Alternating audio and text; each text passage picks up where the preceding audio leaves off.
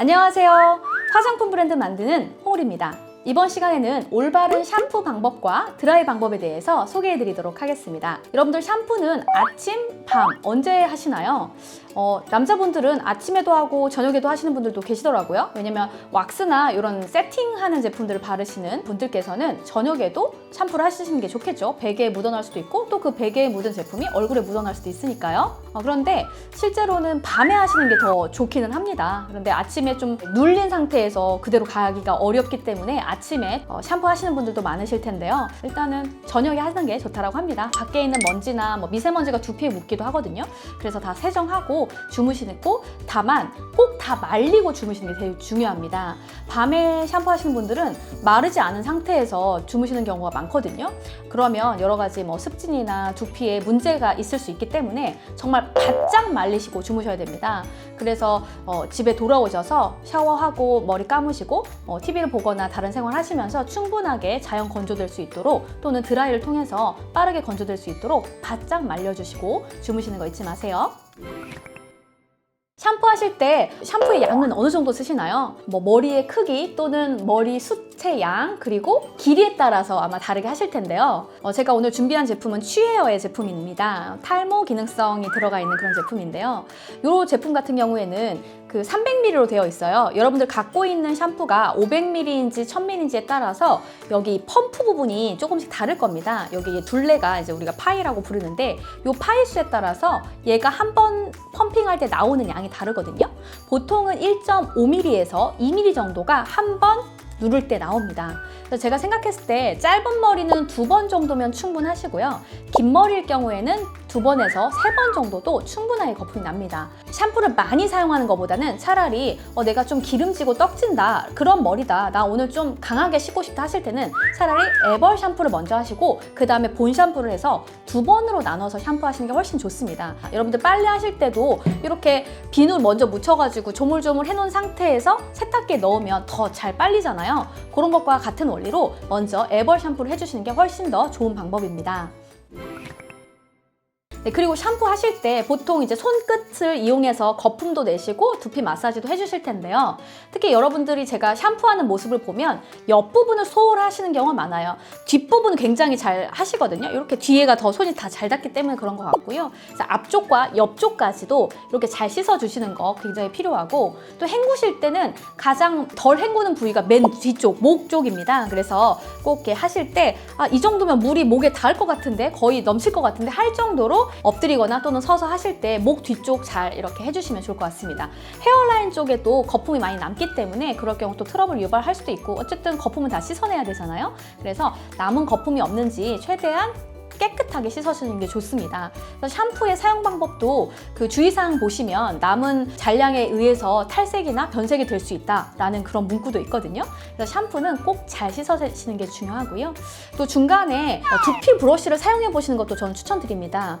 우리가 얼굴에 쓰는 모공 브러쉬나 아니면 버블 메이커 등등이 있는데, 샴푸는 따로 버블 메이커나 샤워 볼이 없이 그냥 맨손으로 해가지고 여기서 거품을 내잖아요.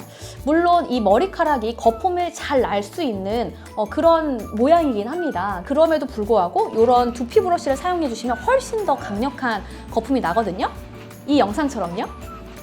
네, 그래서 이런 두피 브러쉬를 이용해서 골고루 이렇게 두피 마사지도 해주시고 거품을 내보시면 적은 양의 샴푸 내용물만으로도 풍성한 거품을 사용하실 수 있으니까 환경에도 좋고 경제적으로도 이득이 되지 않을까요?